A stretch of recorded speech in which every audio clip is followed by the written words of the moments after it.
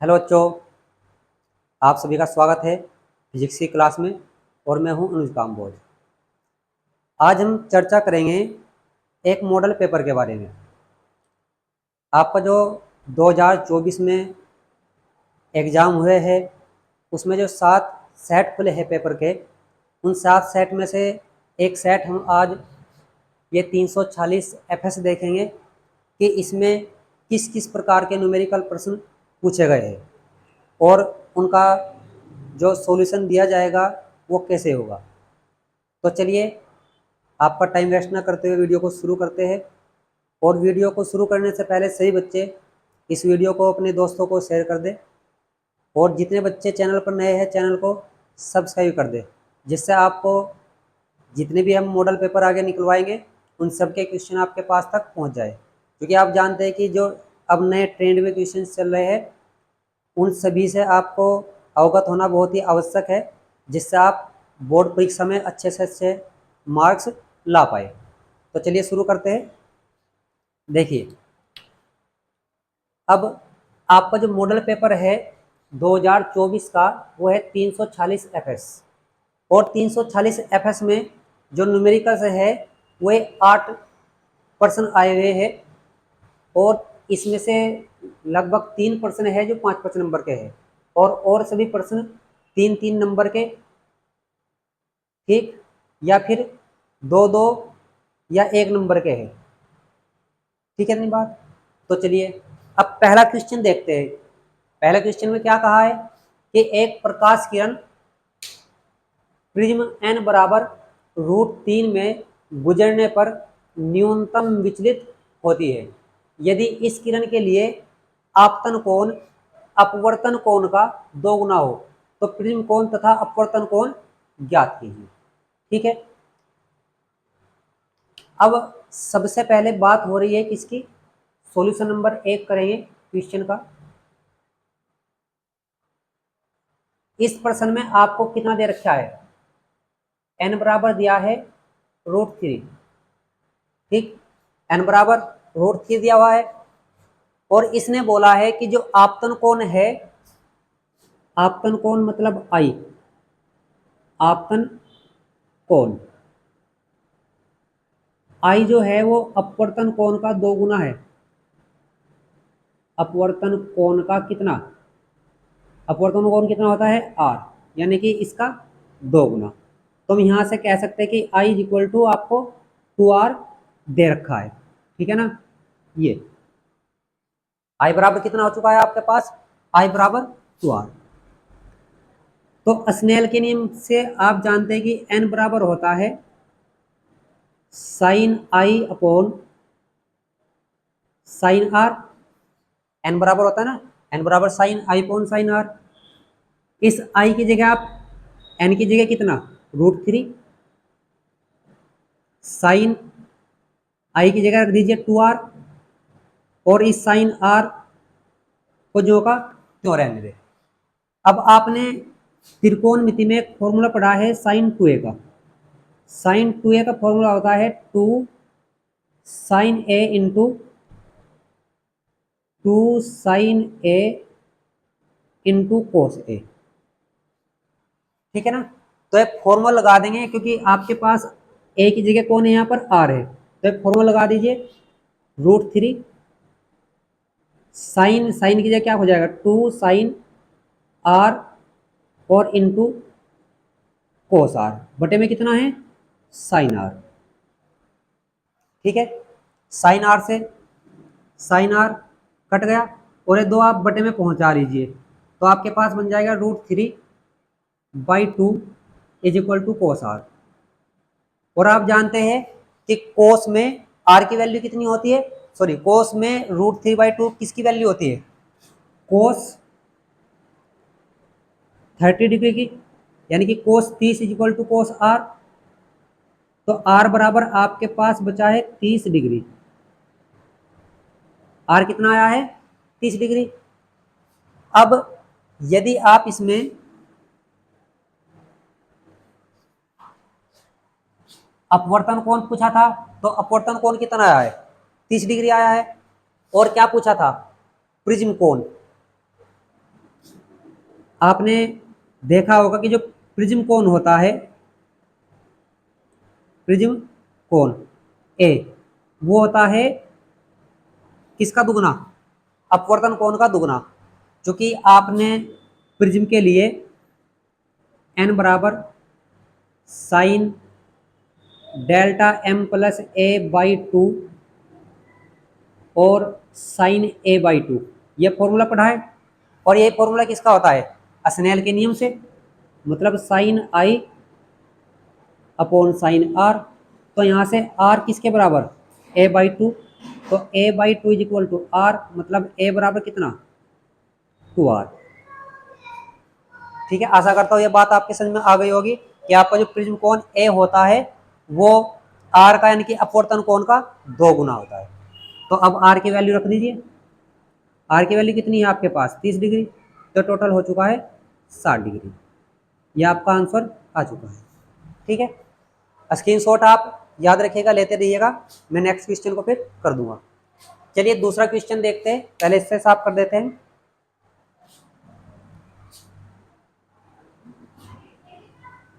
अब दूसरा क्वेश्चन आप इतना पढ़ लीजिए और कोशिश कीजिए कि आप कर दे।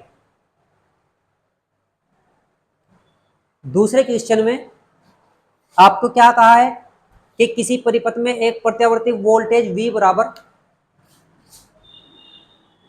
बराबर 40 साइन 100 पाई टी वोल्ट इतनी दी गई है। और इसमें कहा कि समय वोल्टता टीवी ग्राफ उचित पैमाने पर पूरे एक चक्कर के लिए बनाना है और साथ में वोल्टेज का वर्ग माध्य मूल मान भी ज्ञात करना है। तो चलिए अब यहां से अगर मैं इसकी तुलना V बराबर V note sine omega T से करूं, किससे? साइन ओमेगा टी से तुलना करने पर, तो इससे तुलना करने पर आपके पास जो V नोट बन जाएगा वो कितना होगा? 40 वोल्ट। और ओमेगा टी यानी कि ओमेगा की वैल्यू आपके पास कितनी? 100 पाई। भाई इससे तुलना करने पर साइन के आगे वैल्यू 40 है और यहाँ साइन के आगे क्या है? V note. तो V नोट की वैल्यू 40 और टी के आगे कौन है? 100 पाई। यहाँ टी के आगे कौन है? ओमेगा। तो 100 पाई। इसका सूत्र आप जानते हैं कि इसका होता है 2 पाई अपॉन टी, 100 पाई। टी इधर और ये बटे में, तो टी बराबर 2 पाई बटे 100। कितना बन गया? पाई से पाई कट और 100 से 2 को डिवाइड करेंगे तो 0.02 सेकंड। ठीक है, मतलब आपके पास आवर्तकाल 0.02 सेकंड बन चुका है। इसका मतलब क्या है कि एक चक्कर पूरा करने में जो लगा समय होगा वो 0.02 सेकंड है। और इस वोल्टेज की अधिकतम वैल्यू आप जानते हैं शिखर मान है। शिखर मान किसका? वोल्टेज का। तो शिखर मान कितना है? 40।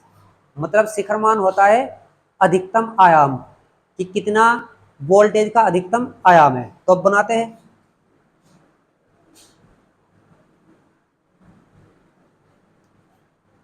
तो साइन का वक्र है आपके पास। साइन का वक्र कैसे बनेगा?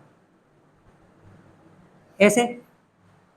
ठीक है ना, चाहे तो थोड़ा सा और बड़ा बना सकते हैं जिससे आपको आसानी से दिख जाए। ये अब आप जानते हैं कि इसको एक चक्कर पूरा करने में वक्र कैसा है? टीवी का। तो इधर टी होगा और इधर वोल्टेज भी होगी। तो इसका जो अधिकतम आयाम है वो कितना है? 40। तो 40 वोल्ट इधर हो गया और इधर कितना होगा? माइनस के 40। इस पर कितना होता है? 0। अब यहां तक कितना हो रहा है? 0.02 सेकंड। आधा चक्कर लगने में कितना समय लगेगा? 0.01 सेकंड। और इसका भी आधा 0.005 सेकंड। ठीक है, इस पॉइंट की वैल्यू 0.015 आशा करता हूँ इसका जो ग्राफ है आपकी समझ में आ गया होगा। भाई एक चक्कर पूरा करने में समय आपने निकाल लिया, चूंकि यहाँ से यहाँ तक का जो समय लगेगा 0.02 सेकेंड, उसका आधा 0.01 सेकेंड, और इसका भी आधा ये, और इसमें इसका आधा जोड़कर बन जाएगा ये। आशा करता हूँ समझ में आ गया होगा। चलिए अब इसमें और क्या पूछा है, वोल्टेज का वर्ग माध्य मूल मान पूछा है। तो वोल्टेज का वर्ग माध्य मूल मान, मतलब आपको पूछा है VRMS रूट मीन स्क्वायर किसका, वोल्टेज का। आप जानते हैं कि V0/√2 होता है। अब V0 की वैल्यू कितनी है आपके पास 40, और √2 की वैल्यू कितनी है। आप ऐसा कर लीजिए कि इस √2 में ऊपर नीचे मल्टीप्लाई कर लेंगे √2 की, तो √2 ऐसा बन जाएगा 40/2, और ये √2 की वैल्यू 1.414 कट कर कितना 20, और 20 की इसमें मल्टीप्लाई करके कितना 14×2 = 28, यानी कि 28.28 वोल्ट। भाई आप गुना तो अपना आप भी कर सकते हैं, बस ये आपको यहाँ क्या करना है, गुना करना है। ठीक, आंसर आप 40/√2 भी कह सकते हैं, 20√2 भी कह सकते हैं, और ये भी कह सकते हैं। ठीक है, नेक्स्ट क्वेश्चन देखते हैं। ये आपका इसका टीवी वक्र है, टीवी ग्राफ। नेक्स्ट क्वेश्चन देखते हैं, तीसरा। चलिए इंपॉर्टेंट क्वेश्चन है।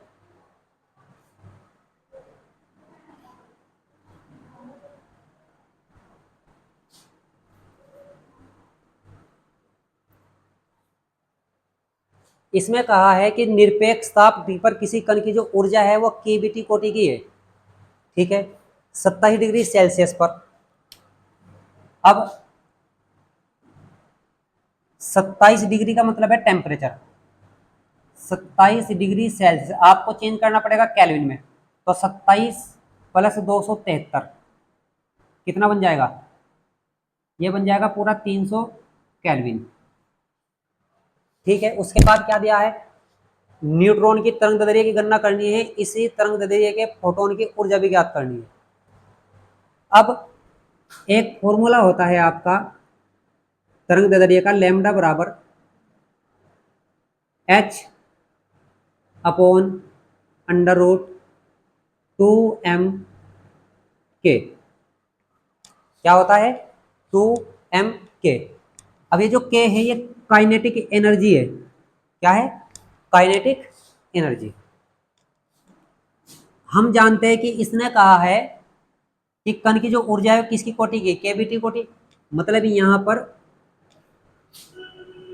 जो एक काइनेटिक एनर्जी होगी किसी कण की, वो होगी 3/2 kBt। कितनी होगी, 3/2 kBt। ये काइनेटिक एनर्जी है, ये है बोल्ट्जमैन कांस्टेंट।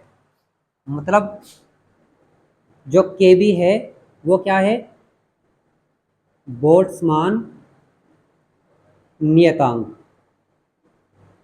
और इसकी जो वैल्यू होती है 1.38 × 10⁻⁻23 जूल सेकंड होती है। टी क्या है, टी है यहाँ पर ताप, और ताप किस में लेना है आपको, केल्विन में। आशा करता हूँ तेरी बात समझ में आपकी आ गई होगी। अब इसमें इस के ई की वैल्यू रख दीजिए, तो लैम्डा कितना, h/2m, के ई की वैल्यू 3/2 kBt। 2 से 2 कट, तो आपके पास जो लैम्डा बन जाएगा h/3m/kBt। तो यहाँ पर आपको वैल्यू रखनी है, चलिए रखते हैं। तो लैम्डा = h की वैल्यू 6.6 × 10⁻⁻34। यह आपका h है प्लांक नियतांक, और इसकी वैल्यू आपको याद रखनी है। जो एच की वैल्यू होती है वो कितनी होती है, 6.6 गुना 10 की घात माइनस के 34 जूल सेकंड बटे अंडर रूट में क्या क्या रखेंगे आप, वैल्यू क्या रखिए इसकी 3, और m कितना होता है, m का मतलब न्यूट्रॉन का द्रव्यमान, वो होता है 1.67 गुना 10 की घात माइनस के 27 kg। ठीक है, तो रखिए m की वैल्यू 1.67 गुना 10 की घात माइनस 27, और के भी 1.38 गुना 10 की घात माइनस के 23, टी की वैल्यू 300। आशा करता हूं इतनी बात आपके समझ में आ गई होगी। चलिए अब कैलकुलेशन करते हैं। ऊपर कितना है, 6.6 गुना 10 की घात माइनस के 34 बटे ये आपका 300 3 900, यानी कि ये कह लीजिए कि 3 3 9, 1.67 और 1.38, 10 की पावर 2 प्लस में यह बन रही है -23 और -27, 10 की घात -50, और -50 में से 2 ये कट जाएंगे तो 10 की घात माइनस के 48। ठीक है ना इतनी बात, ये 3 बाहर आ जाएगा और इसकी आप मल्टीप्लाई कर लीजिए तो कितना बनेगा। ये आप कैलकुलेशन जो है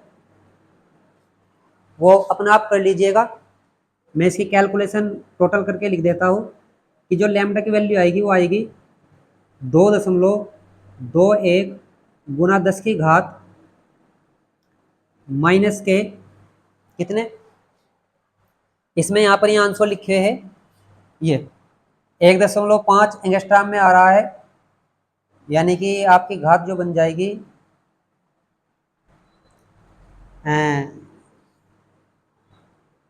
अगर हम डिवाइड करेंगे इसे किससे, 1.6 गुना 16 से गुना करेंगे, ठीक है, 10 की घात माइनस के 19, और ये 19 और 10 29, तो इतने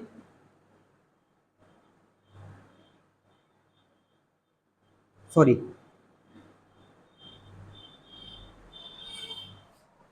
इसकी आपके पास जो गुना बन जाएगी,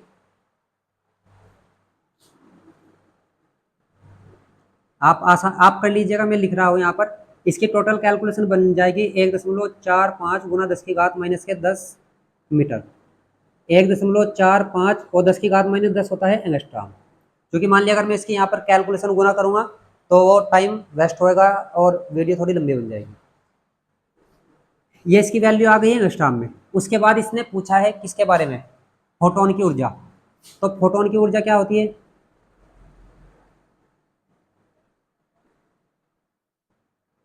आप फोटोन की ऊर्जा के लिए डायरेक्ट सूत्र लगा सकते हैं, ए बराबर 12,400 और बटे लैम्डा। ठीक, बस ये ध्यान रखना है कि लैम्डा यहाँ एंगस्ट्राम में होना चाहिए, तो एक आंसर किस में बन जाएगा, ईवी में। तो ई बराबर 12,400, ये जो 12,400 है ना, ये एक्यूरेट वैल्यू होती है 12/7 12/7/4/5। रुक जाओ रुक जाओ,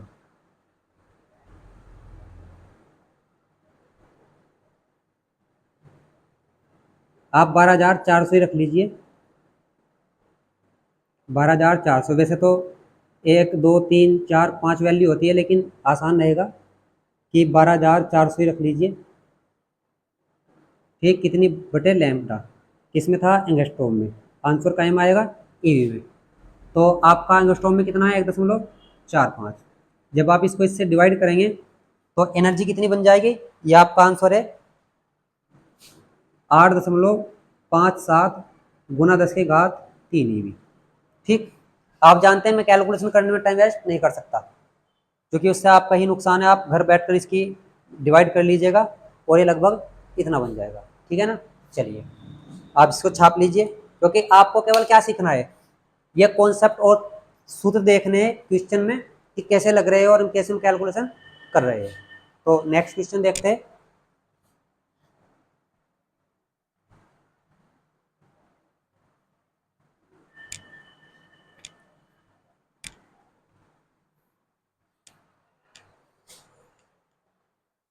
अब इसने क्वेश्चन नंबर 4 दिया है, इसमें कहा है कि एक तार का प्रतिरोध कितना है, 16 ओम। इसे पिघलाकर आधी लंबाई का तार खींचा जाता है, नए तार का प्रतिरोध क्या होगा। तो प्रश्न नंबर 4 में आपको तार का प्रतिरोध दिया है, तार का प्रतिरोध R बराबर दे रखा है 16 ओम। अब प्रश्न आपका पूछा गया है 3 नंबर में, चाहे तो हम इसे डायरेक्ट भी कर सकते हैं, ठीक, मतलब बहुत शॉर्ट हो जाएगा सूत्र से, लेकिन 3 नंबर का है तो थोड़ा लॉन्ग करना पड़ेगा। मतलब ये समझ लीजिए कि इसका पूरा ही कॉन्सेप्ट हम आपको बता देंगे। अब आपने मान लिया कि माना जो भी आप तार ले रहे हैं, तार की प्रारंभिक लंबाई L तथा परिच्छेदक क्षेत्रफल A है, एवं खींचने के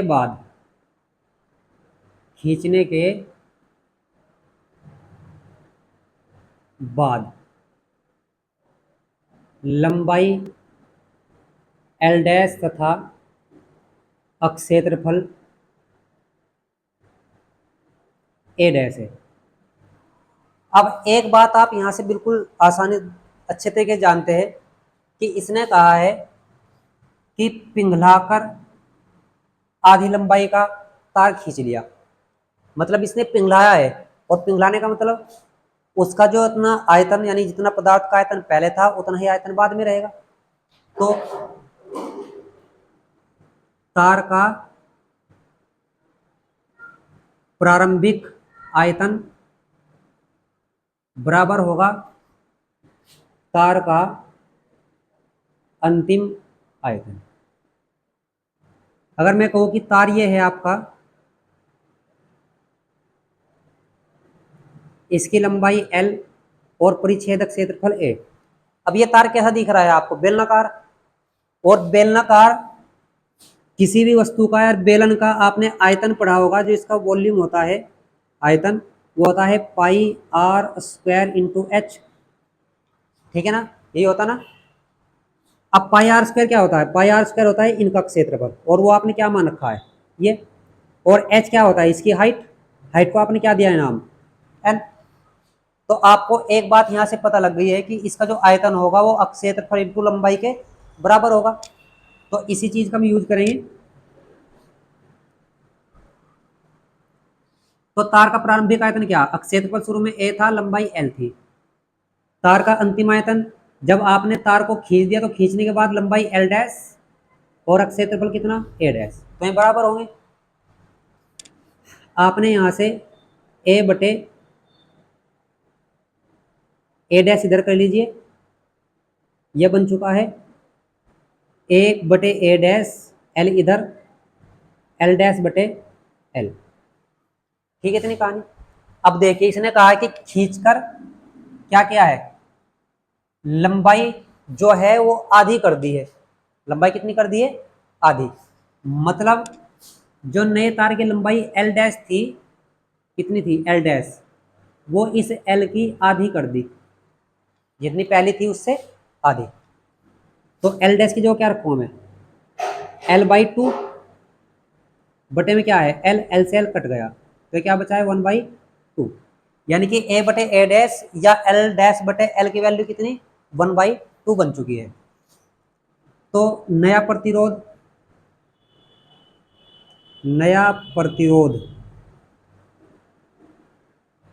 जो R डैश होगा वो होगा rho into L dash upon A dash, ठीक है। और पुराना प्रतिरोध जो R था वो क्या होगा, rho into L upon A। तो यहाँ से आप आर डैश बटे आर कर लीजिए, मतलब इस आर डैश के बटे में इस आर को। आर डैश आपके पास है rho into L dash upon R dash बटे आर, ये लिखो आप रो इंटू एल डैश बटे ए डैश, और बटे में रो इंटू एल बटे ए। रो से रो कट, तो ए तो ऊपर पहुंच जाएगा, मतलब आपके पास बन जाएगा यहाँ से एल डैश बटे एल, और ए ऊपर पहुंच गया ए बटे ए डैश। ठीक है, इतनी बात। वैल्यू रख दीजिए आर डैश बटे आर, एल डैश बटे एल की वैल्यू कितनी 1/2, और ए बटे ए डैश की वैल्यू भी कितनी 1/2, तो ये कितना बन चुका है 1/4। तो R dash is equal to R इधर 1/4 इंटू आर, और आर की वैल्यू आपके पास दे रखी है उसने कितनी 16, तो 4 से कटा, तो आर डैश जो बन चुका है वो बन चुका है 4 ओम। ठीक है, इतनी बात। आशा करता है क्वेश्चन भी आपको अच्छे से समझ में आ गया होगा, तो इसे साफ कर देते हैं। क्वेश्चन नंबर 5 देखते हैं।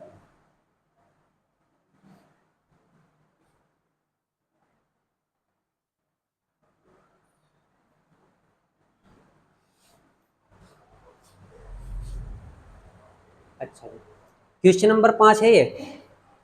इसमें क्या दे रखा है आपको कि एक परमाणु है 8 और 16, यानी कि ऑक्सीजन का परमाणु है जिसका परमाणु क्रमांक 8 और परमाणु भार 16 है।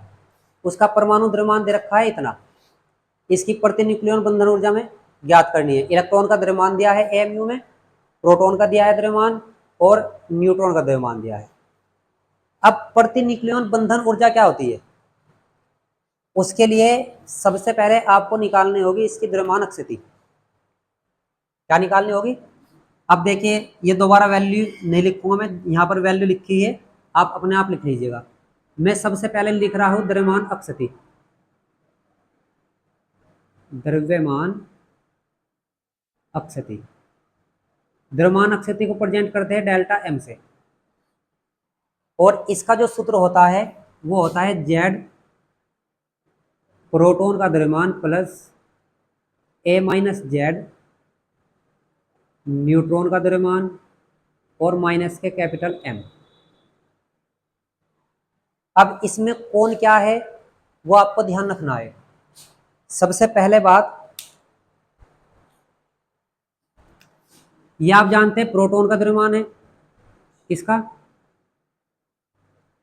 प्रोटॉन का द्रव्यमान। ये किसका है, न्यूट्रॉन का द्रव्यमान। और ये जो m है ये है इस ऑक्सीजन परमाणु का वास्तविक द्रव्यमान। ठीक है, मैं लिख रहा हूं, आपको समझ में आ जाएगा, फिर मैं इसे साफ कर दूंगा। इतने बात हो गई है। चलिए, z क्या है, z है इसका परमाणु क्रमांक, z परमाणु क्रमांक, और a क्या है, a है परमाणु भार या द्रव्यमान संख्या। अगर आप कोई भी परमाणु लिखो तो उसको ऐसे लिखा जाता है ZXA, मतलब ऊपरली वैल्यू a की होगी और निचली वैल्यू किसकी होगी, z की। ठीक है, तो अब आपको ये सारी वैल्यू लिखनी है।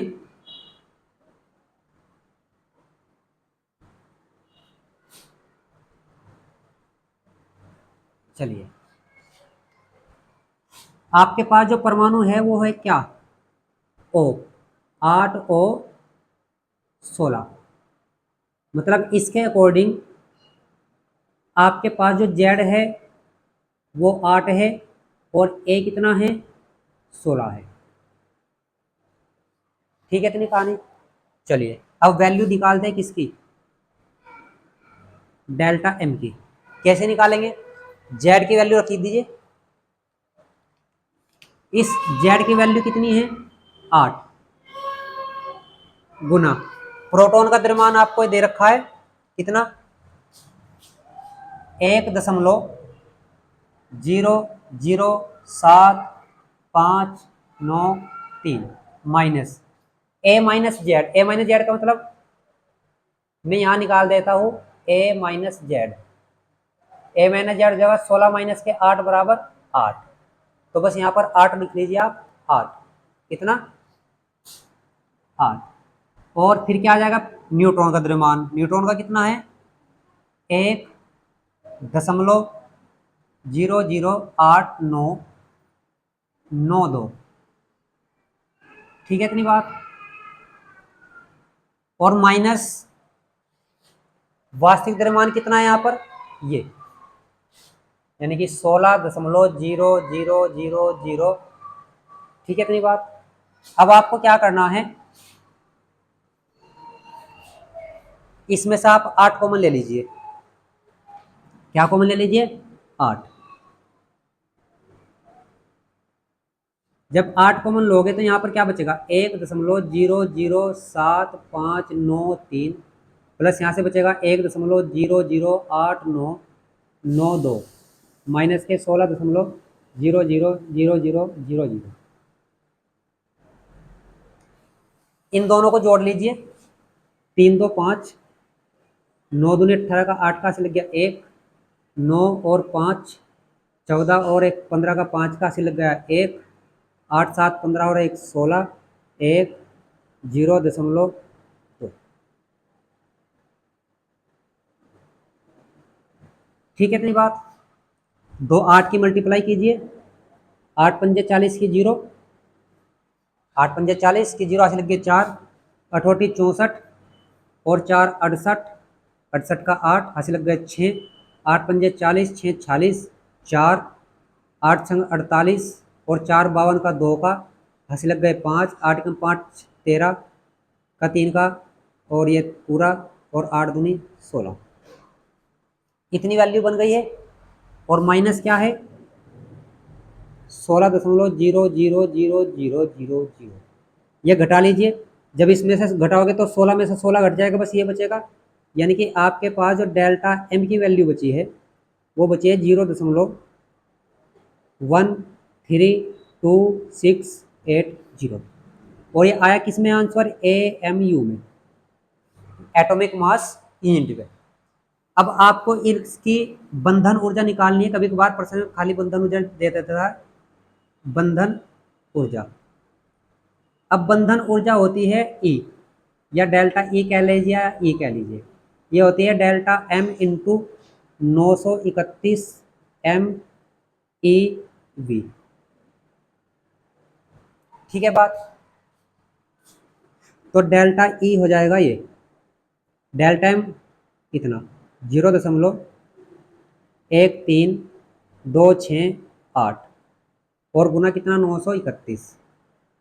देखिए अगर थोड़ी बहुत ही कहीं भी कैलकुलेशन में हल्की फुल्की मिस्टेक हो जाए तो आप उसको अपने आप थोड़ा सही कर लीजिएगा। ये क्या निकल गया बंधन ऊर्जा, इसकी जो भी गुना करके आएगा वो इसकी बंधन ऊर्जा आ जाएगा किसमें MeV में। लेकिन आपको पूछा क्या है प्रति न्यूक्लियन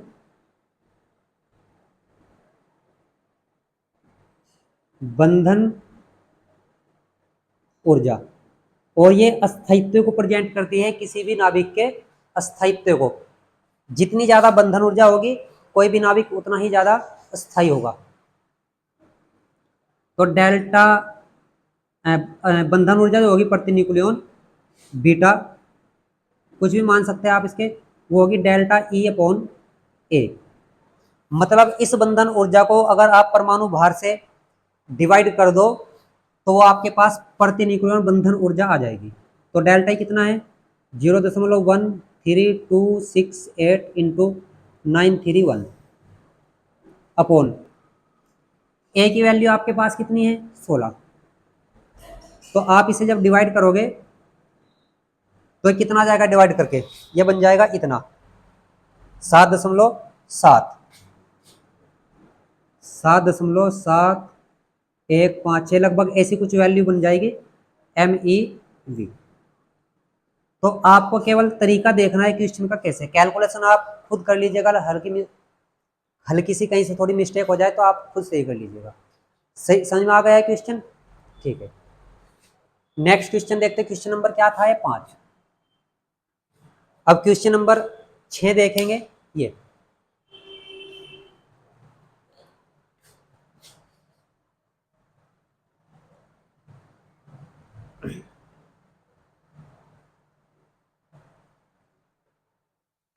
प्रश्न नंबर 6 में क्या कहा है आपको कि प्लास्टिक की एक गोली पी है जिसका द्रव्यमान इतना है, दो अक्षैतिज समांतर आविष्ट, आविष्ट का मतलब आवेशित प्लेटों के बीच स्थिर अवस्था में संतुलित है। ये गोली पर कितने इलेक्ट्रॉन सामान्य से कम या अधिक है? सॉरी, मतलब हमें क्या निकालना है? इलेक्ट्रॉनों की संख्या निकालनी है। तो इस क्वेश्चन नंबर 6 में आपको क्या दिया गया है? इसका द्रव्यमान दिया है m, 3.2 गुना 10⁻⁻15 kg। यहां पर देखिए आपके पास V दिया हुआ है, वोल्टेज 1000 वोल्ट, प्लेटों के बीच की दूरी d दे रखी है 2 सेंटीमीटर, मतलब 2 गुना 10⁻⁻2 मीटर। 1 सेंटीमीटर में 10⁻⁻2 मीटर होते हैं, हमने चेंज कर दिया। आप जानते हैं कि अगर स्थिर अवस्था में लटकी हुई है तो इस पर जो लगने वाला भार होगा गोली का, वो इस पर लगने वाले स्थिर वैद्युत बल के बराबर हो जाएगा। मतलब संतुलित अवस्था में जो गुरुत्व बल होगा Fg, वो बराबर होगा Fe के, मतलब इलेक्ट्रिक फोर्स के। Fg आपका mg और Fe आपका Q इंटू ई। ठीक है ना? अब आपके पास m दे रखा है, g आप इसमें 10 रख लीजिएगा, g की वैल्यू कितनी रख लीजिएगा? 10 मीटर प्रति सेकंड स्क्वायर। q, अब q क्या होता है? mg, q होता है n इंटू ई, और e क्या होता है? e होता है आपका, देखिए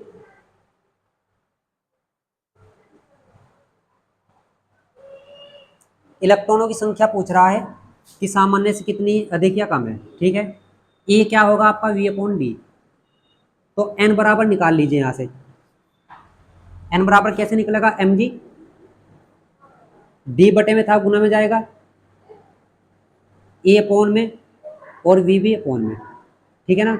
वैल्यू रखिए, क्या क्या बनेंगे देखते हैं। m की वैल्यू आपके पास है 3.2 गुना 10⁻⁻15। g का मान 10 और d का मान आपके पास है 2 गुना 10⁻⁻2। ये e की वैल्यू आपको याद रखनी है, कितनी होती है? 1.6 गुना 10⁻⁻19। और v कितना दे रखा है आपको? 1000। ठीक है यहाँ तक बात? चलिए अब काटते हैं। ये आपका 16 दूनी 32, 2, 1 2 आपका ये बचा है, और घातों का सेटअप कर लीजिए। 10⁻−15, 10⁻−2 17, और 17 में से गए 16। नीचे 10⁻−19 में से 3 घातें जाएंगी तो 10⁻−16, 10⁻−16 से 10⁻−16 कट हो जाएगा, और 2 दूनी 4, यानी कि n बार जो बचेगा, n बराबर वो बचेगा 4 इलेक्ट्रॉन।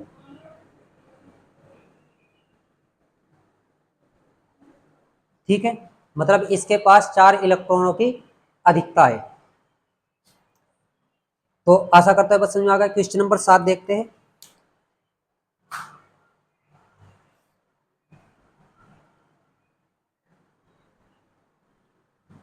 चलिए, क्वेश्चन नंबर 7 में क्या कहा इसने? यदि कांच के एक पतले प्रिज्म को कांच में डुबो दे, सॉरी, कांच के एक पतले प्रिज्म को, यहां पर शायद जल होगा, या कोई भी लिक्विड होगा, कुछ भी मान लीजिएगा आप। इसने कहा कि कांच के एक पतले प्रिज्म को जल में डुबो दे तो सिद्ध कीजिए कि प्रिज्म द्वारा उत्पन्न न्यूनतम विचलन वायु के सापेक्ष 1/4 रह जाएगा। चलिए,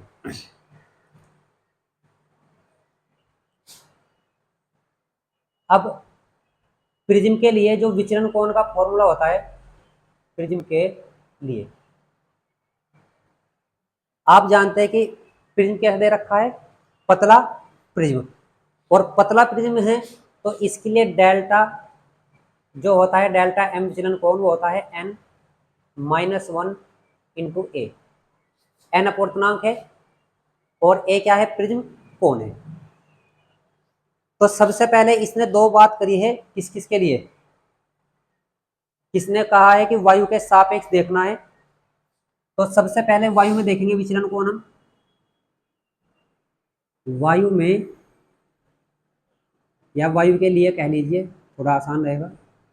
वायु के लिए जो विचलन कोण होगा डेल्टा, अभी अब जानते हैं कि जो डेल्टा है यहाँ पर वो अल्पतम विचलन कोण ही है, तो वायु के लिए हम प्रेजेंट करेंगे डेल्टा ए से, और ये क्या बन जाएगा आपका ANG-1 इंटू ए।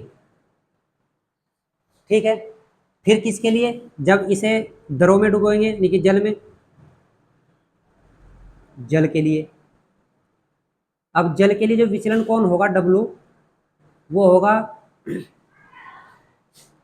WNG-1 इंटू ए। भाई वायु में डुबोया है, वायु के सापेक्ष कांच का पूर्णांक है, जल में डुबोया है तो जल के सापेक्ष कांच का पूर्णांक है। इन दोनों का आप बटे कर दीजिए, मतलब इसके बटे ये, तो delta W upon delta A कर दीजिए। ये आपके पास क्या बनेगा, ए का ऊपर ही आएगा WNG-1 इंटू ए, और नीचे ANG-1 इंटू ए। ठीक है, इतनी बात। ऐसे आपका कट हो चुका है।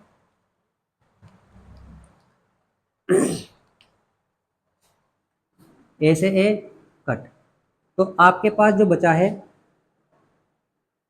Delta W upon delta A.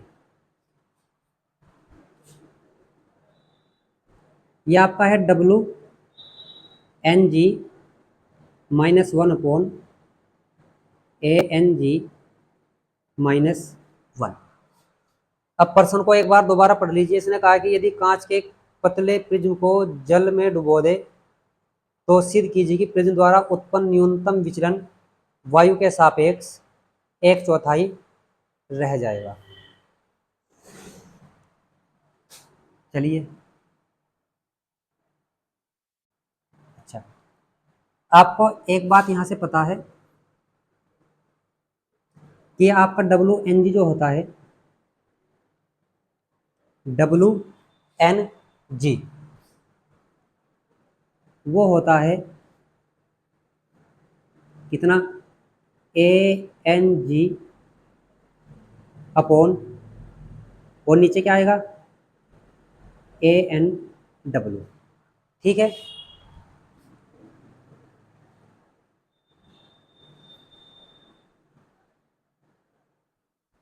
इतनी बात समझ में आ रही है। इसको यहाँ पर रख दीजिए। ये बन चुका है आपके पास ANW, सॉरी ANG, मतलब इसकी वैल्यू ये रखनी है ANG upon ANW-1 upon ANG-1। अब इसमें कांच का जो सॉरी प्रिज्म का जो अपवर्तनांक होता है कांच का वायु के सापेक्ष, वो जानते हैं आप कितना होता है, ANG इक्वल टू जो होता है वो होता है 1.5। तो यहाँ पर रख दीजिए। तो delta W upon delta A, इसकी वैल्यू 1.5 बटे कितना, इसमें कुछ मिस्टेक है शायद, इसमें वैल्यू छुटी हुई है, वो लिख लीजिएगा यहाँ पर। जो ANG की वैल्यू है वो 3/2 है, और जो ANW की वैल्यू है वो 4/3 है। ठीक है ना। तो अब आपके पास आप बस ये समझ लीजिए आप कि इस क्वेश्चन में हम पहले इसे ही निकाल लेंगे। हमें क्या निकालना है, ये तो WNG हमें निकालना है। तो WNG मतलब आपके पास जो प्रश्न में दिया है, क्या दिया है कि ANG बटे 3/2 है और ANW कितना है, 4/3 है। तो ANG आपके पास कितना, 3/2, और ANW कितना, 4/3। तो 3 3 9 और 2 चौक 8। ठीक है अंतनी कहानी। चलिए मान रख दीजिए, इसकी जगह क्या रखोगे आप, 9/8 -1। इसकी जगह एन जी की वैल्यू 3/2 -1। तो delta W upon delta A कितना बन जाएगा, 8 एकम 8, 9 में से 8 गए 1/8, 2 एकम 2, 3 में से 2 गए 1, यानी कि 1/2, 2 से कट गया तो 1/4। तो जो डेल्टा डब्ल्यू बना है, डेल्टा इधर वो 1/4 इंटू डेल्टा ए बना है। तो आशा करता हूँ ये बात समझ में आ गई होगी। इसने ये बोला है कि जो जल में या जल में जो विचलन कोण होगा वो वायु में विचलन कोण का 1/4 यानी कि 1/4 होगा। बस ये वैल्यू इसमें थोड़ी छूट गई थी लिखनी, वो हमने दोबारा लिख दी है। चलिए अंतिम क्वेश्चन देखते हैं बस इसका।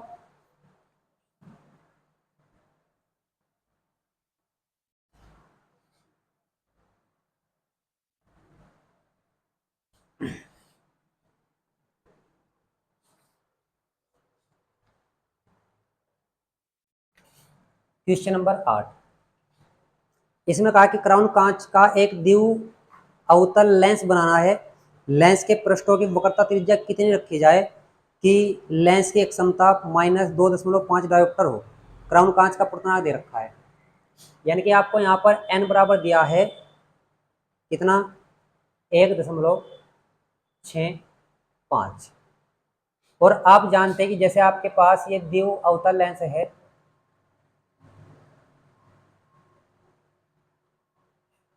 ठीक है ना, इसका पृष्ठ P1 है, यानी कि इसकी जो R होगी वो इस साइड होगी, और ये पृष्ठ P2, तो इसकी जो R है वो इस साइड होगी, क्योंकि सेंटर इसका इस साइड होगा। इस साइड की दूरियां निगेटिव होंगी, इस साइड की दूरियां पॉजिटिव होंगी। तो यहाँ से अब चूंकि द्वि अवतल है तो R1 भी R होगा और R2 भी R होगा, लेकिन यहाँ पर आपको चिन्ह सहित लेने हैं। R1 किस साइड है, इस साइड, तो माइनस, और R2 इस साइड है तो किस कैसा आएगा, प्लस। बस इसमें यह ध्यान रखना है। इसने अक्षमता दे रखी है P बराबर माइनस के कितनी, -2.5। अगर यहां से आप इसका सूत्र लगा दो 100/f, तो माइनस के 2.5 हो जाएगा। 100 इधर कर लीजिए, तो 1/f बराबर -2.5/100। इसकी वैल्यू आ गई किसकी, 1/f की। अब आपके पास एक सूत्र होता है 1/f बराबर n-1 इंटू 1/r1 माइनस के 1/r2। यह है पतले लेंस के लिए अपवर्तन का सूत्र। 1/f की वैल्यू आपने निकाली है -2.5/100। n की वैल्यू आपके पास कितनी है, 1.65 -1। 1/r1, 1/r1 की वैल्यू क्या है, माइनस के r, माइनस r2 की वैल्यू क्या है, प्लस r, यानी कि r, -2.5/100। ठीक है ना। और 1.65 में से एक जाएगा 0.65, -1/r और -1/r, माइनस के 2/r। तो सबसे पहले आप क्या करेंगे, माइनस से माइनस कट कर दीजिए, माइनस से माइनस कट, आर बटे में इधर आ जाएगा, आर बटे में इधर, और ये बटे वाले इधर गुना में, जो ऊपर गुना में होगा बटे में, यानी कि पॉइंट दशमलव 0.65 गुना 2, और इधर से क्या आ जाएगा गुना में 100, बटे में कितना 2.5 जाएगा। कोई प्रॉब्लम है? चलिए आप क्या कीजिए कि पॉइंट बढ़ाइए, ऊपर एक जीरो बढ़ाइए, इसकी पॉइंट किससे हट जाएगी, इसकी 2 जीरो से हट जाएगी, तो 65 दूनी कितने, ये कह लीजिए आपके पास 10 बचा है, तो 5 दूनी 10, और पंजे पंजे 25, 13 पंजे 65, यानी कि 13 बचा है, और 2 दूनी 4 बचा है, तो आर बराबर आ चुका है 13 चौक 52, 52 सेंटीमीटर। ठीक है, तो ये आपके इस पहले सेट के क्वेश्चन थे, और जल्दी हम इसका दूसरा सेट भी कराएंगे।